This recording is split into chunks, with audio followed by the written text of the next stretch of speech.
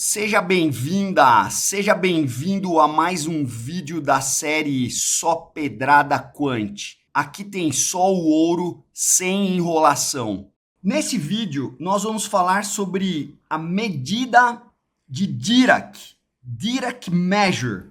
É uma medida muito importante. Então vamos lá. Ela não é uma medida de probabilidade, mas a gente pode usar essa medida para escrever uma medida de probabilidade. Vou te dar um exemplo disso. Então vamos começar o que é a medida de Dirac. Então imagina que eu tenha lá ômega, um conjunto não vazio. Imagina que, como sempre, F é a minha sigma álgebra de subconjuntos de ômega. Imagina que o conjunto A é um elemento dessa sigma álgebra, né? Um subconjunto de ômega. E imagina que ômegazinho é um elemento do meu espaço amostral lá, ômega. Então, o ômegazinho é um cara do meu espaço amostral ômega. Aliás, eu não preciso fazer um desenho, porque eu já tenho um desenho aqui. Então, ômega é o meu espaço amostral. A, o verdinho, é um subconjunto, é um evento de ômega. E ômegazinho é um elemento, é um possível outcome desse meu experimento aqui. Só que o meu A pode ser esse verdinho ou esse rosinha, você já vai entender. Guarda aí, segura aí. Então vamos lá. Ó, o que é a chamada medida de Dirac? Então ela vai ser, ó como que eu vou representar. Vou representar por um deltazinho assim e vou colocar o ômega aqui embaixo como subscrito. Então essa é a medida de Dirac centrada no ponto ômega. Então, é uma medida? É. Então, quem que é o domínio dela? Eu posso jogar lá dentro todo mundo que está dentro da minha sigma álgebra. E os eventos de ômega que estão dentro da minha sigma álgebra, os conjuntos mensuráveis. Só que quem que é a minha medida de Dirac vai devolver? Cuidado, não é isso aqui, ó. Não é 0,1, não. É 0,1. Então, é um conjunto que eu estou colocando aqui, a minha imagem é um conjunto formado ou por 0 ou por 1. Então, a minha medida de Dirac ela vai devolver dois caras. Não é igual a medida de probabilidade que é qualquer número entre 0 e 1. Não é isso que eu estou falando. É ou o número 0 ou o número 1. Então, a medida de Dirac faz isso. Então, como que eu vou saber se vai ser 0 ou 1? Então, é assim, ó. Você vai jogar o A lá dentro da sua medida de Dirac. Como que vai dar 1? Então, se o ômega está dentro do A, então se o resultado do meu experimento está dentro do A, ou seja, se o ômega pertence ao A, se o ômega está lá dentro do A, é 1. Se o ômega não está dentro do A, como nesse caso aqui, o ômega está fora do A, tá vendo? O A está aqui e o ômega está fora, aí a medida desse conjunto, medida de Dirac, vai ser 0. Essa medida de Dirac em física, ela representa uma massa ou uma carga pontual aplicada no ponto ômega. Então, quando a gente em física fala de uma partícula ou de um ponto material, é como se você estivesse falando que toda a massa daquele corpo, que obviamente é um corpo extenso, né? Não existe um ponto na natureza, né? No mundo físico, mas você vai ignorar as dimensões dele e vai falar que toda a massa daquele cara está centrada em um ponto. Toda a massa está concentrada aqui. Então, se o meu conjunto possui esse ponto ômega, então eu vou falar que esse conjunto tem massa 1.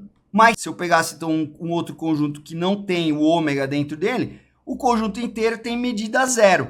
Então, é como se eu pegasse um corpo ou um conjunto aqui e se ele contém esse ponto, então a massa inteira desse conjunto é 1. Se ele não contém, é 0. Então, essa é a medida de Dirac, né? Ela representa uma massa ou uma carga pontual aplicada num determinado ponto. Essa, obviamente, não é uma medida de probabilidade, certo? Não é uma medida de probabilidade, porque uma medida de probabilidade, aqui eu posso ter números entre 0 e 1. Mas eu posso usar a medida de Dirac para representar uma medida de probabilidade. Então, dá uma olhada aqui, ó. Imagina que a gente vai lançar uma moeda e eu vou poder ter cara, cara, cara, coroa, coroa, cara e coroa, coroa. Então esse aqui é o meu espaço amostral. Só que vamos dizer que eu estou interessado não nisso. Eu vou estar interessado, eu vou criar um outro espaço amostral que eu estou interessado no número de caras que eu tive. Então, quantas caras eu tive nesse lançamento? 2. Nesse lançamento, quantas caras eu tive? 1. Nesse lançamento, quantas caras eu tive? 1. Então já põe lá. E nesse lançamento, quantas caras eu tive? 0. Então, meu espaço amostral agora, embora o meu experimento seja lançar uma moeda 2 vezes, o meu espaço amostral agora, eu estou interessado em outra variável ali daquele meu experimento, que é o seguinte, o número de caras que eu vou ter. Então, pode ser 2, se for esse caso aqui, pode ser 1, se for esse caso aqui, ou pode ser 0, se for esse caso aqui. Então, eu quero escrever a medida de probabilidade associada a esse experimento que eu vou fazer. Vamos imaginar que para esse experimento aqui, eu estivesse usando o counting measure. Então vamos lá, vamos tentar entender como é que eu vou expressar a medida de probabilidade aqui. Nesse primeiro caso, eu vou usar a medida de probabilidade uniforme que a gente falou antes. Então vai ser o número de elementos que eu tenho num conjunto sobre o número de elementos que eu tenho no ômega. Então a probabilidade desse evento aqui, cara, vai ser quanto? 1/4. Por quê? Porque o meu ômega tem 4 elementos, e se eu pegar esse figurinha aqui, ele só tem um elemento lá dentro dele, que é o HH. E a mesma coisa vale para o HT, para o TH, vale para todo mundo. Cada um deles individualmente, né, esses eventos elementares, o HH, o HT, o TH, o TT, cada um deles, a medida de probabilidade deles é 1/4. Só que, quem que são os eventos que me levam a esses números que eu tenho aqui? Então, para eu ter 2 caras, é o evento HH. Então, esse evento é a mesma coisa que eu ter o número de caras, então o número de heads, ser igual a 2. Então, esse evento cara, é a mesma coisa que esse evento número de heads igual a 2. Então, a probabilidade desse evento é a mesma probabilidade desse evento, que é 1/4. Qual a probabilidade de eu ter 0 caras? Então, eu tenho que ter TT, certo? Então, é a mesma coisa ter o evento TT, é a mesma coisa que o número de heads ser igual a 0. E isso também tem probabilidade 1/4, certo? Porque, como a gente já falou, a medida de probabilidade dos eventos elementares, como eu estou usando a medida de probabilidade uniforme, o número de elementos que tem aqui dentro desse evento é 1, sobre o número de elementos que eu tenho no ômega, 1, 2, 3, 4, então vai dar 1/4, beleza. Só que, para eu ter uma cara, quais são os eventos? Ou HT ou TH. Então, isso aqui é a união de HT com TH. E a medida dessa união aqui, como eles são disjuntos, e a gente já falou sobre isso, a medida da união é a soma, unir e depois medir, é a mesma coisa que medir cada um e depois somar. Então, vai dar 1/4 mais 1/4, que vai dar meio. Então, a probabilidade de eu ter... Então, vamos lá, o evento cara-coroa ou coroa-cara, ele é a mesma... É esse evento que vai me levar no número de caras ser igual a 1. E a probabilidade desse negócio, né, aqui não é que é igual a 1/4, é a probabilidade desse negócio é 1/4, aqui a probabilidade é 1/4, e aqui a probabilidade desse negócio vai ser meio. Então, como que eu vou representar a medida de probabilidade associada aos eventos elementares de ômega linha? Então, a probabilidade de eu ter 2 caras, então, o que eu vou escrever aqui, ó? Eu tenho que colocar o conjunto 2 aqui. Por quê? Porque a medida de probabilidade, como você já sabe, ela vai receber eventos. Estou falando de medida de um conjunto, né? É um subconjunto do meu ômega. Então, o 2, eu não posso escrever assim, ó, P de 2. Não existe isso. Às vezes o pessoal abusa da anotação, mas eles avisam que estão fazendo isso. Mas quem sabe o que está fazendo, você tem que colocar um conjunto aqui dentro. Então, a medida do evento elementar 2, usando essa medida de probabilidade que a gente está falando, que é uma medida que decorre desse experimento aqui, do jeito que a gente estava medindo lá. Então, essa medida aqui vai ser quanto? Vai ser 1/4, como a gente já tinha falado aqui. Qual que é a medida de probabilidade do 1? Então, a medida de probabilidade do evento elementar 1, uma cara decorre desse evento aqui. Então, a medida de probabilidade dele é meio. E a medida de probabilidade do 0, que eu ter 0 caras, ela decorre do evento coroa-coroa. Então, isso aqui é 1/4. Então, como que eu vou usar a medida de Dirac para representar essa medida de probabilidade? Ó, presta atenção em mim. Então, eu vou falar que a medida de probabilidade, ela vai ser, presta atenção em mim, 1/4 vezes o delta 0, mais 1/2 vezes o delta 1, e mais 1/4 vezes o delta 2. Então, essa medida é uma função que eu vou aplicar essa função aonde? Eu vou aplicar essa função, isso aqui é como se fosse um placeholder, vai? Então, eu vou aplicar essa função em um evento. Por quê? Porque se ela é uma medida de probabilidade, ou mesmo se ela for só uma medida, mas no caso aqui eu estou construindo uma medida de probabilidade, essa medida de probabilidade, ela atua em elementos da minha sigma álgebra desse cara. Então, essa é uma medida de probabilidade que eu estou aplicando nos subconjuntos de ômega'. E quem seria essa sigma álgebra? Seria a sigma álgebra formada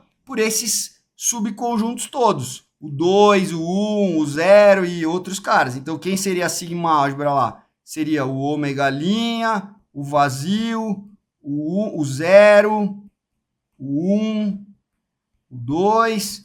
E assim vai, quantos caras eu tenho aqui dentro? Tenho 8 caras, 2 elevado ao cubo. São 8 possíveis subconjuntos. É o 2 elevado ao ômega'. Então, essa medida de probabilidade P que eu estou construindo aqui, ela está atuando em cima desses conjuntos, dessa sigma álgebra que foi construída em cima desse conjunto ômega'. Então, vamos ver se ela funciona. Quem é a medida de probabilidade? Então, vamos pegar essa medida aqui, ó. Vamos aplicar, por exemplo, no número 2. Então, quem é a medida de probabilidade do 2?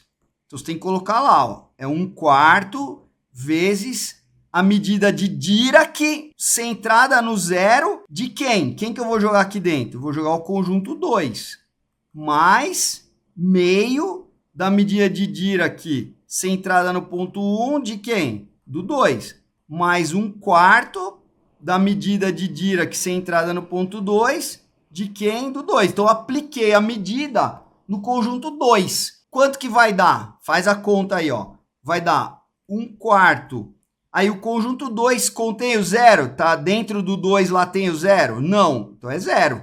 Lembra? A medida de Dirac. Como que funcionava a medida de Dirac? Volta aqui, ó. Se o conjunto que eu estou medindo, calculando a medida dele, dentro dele tem o ômega, vale 1. Se dentro dele, né, o ômega pertence, está dentro dele, vale 1, se não vale 0. Então, vamos lá. Ó. O 0 está dentro do 2? Não, então esse primeiro pedaço vai valer 0. O 1 aqui está dentro desse conjunto? Não, então vai valer 0. E o último pedaço vai ser 1/4. Aí o 2 está dentro desse conjunto? Tá, então vai valer 1. Então vai ser 1/4, que é o que a gente já sabia, né? A medida do 2, do conjunto 2, é 1/4.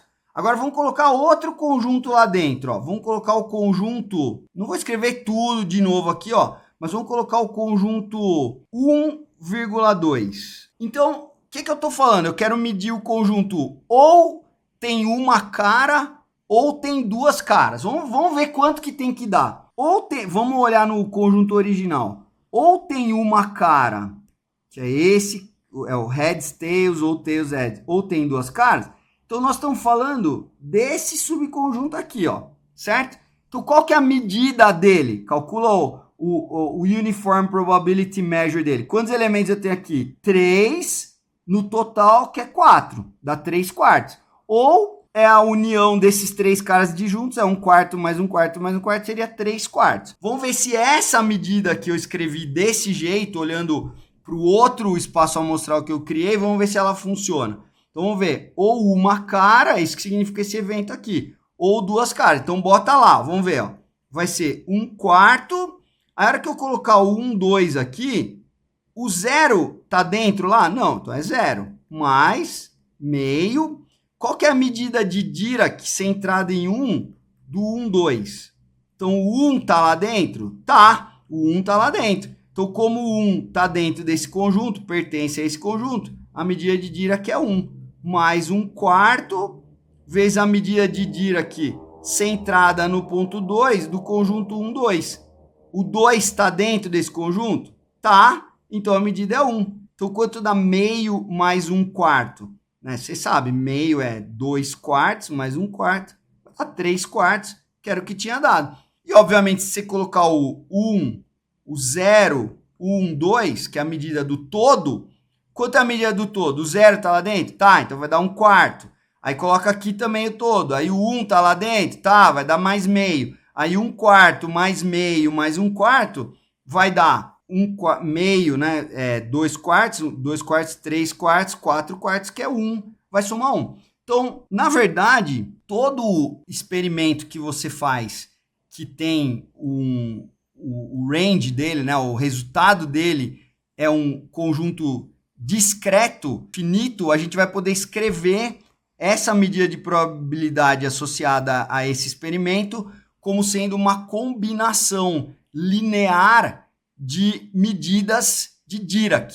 Óbvio que eu tenho que colocar os pesos correspondentes aqui, mas vai ser uma combinação linear, onde os pesos vão ser as probabilidades de cada um dos eventos elementares. E aqui você vai colocar os outcomes possíveis daquele experimento. E aqui você vai colocar as medidas de probabilidade dos eventos elementares. E a tua medida de probabilidade vai ser escrita dessa forma, usando a medida de Dirac. Fechou? Quer a pedrada completa? No canal Mundo Quant tem vídeos inteiros explicando todos esses conceitos em mais detalhes e com exemplos. Te vejo lá.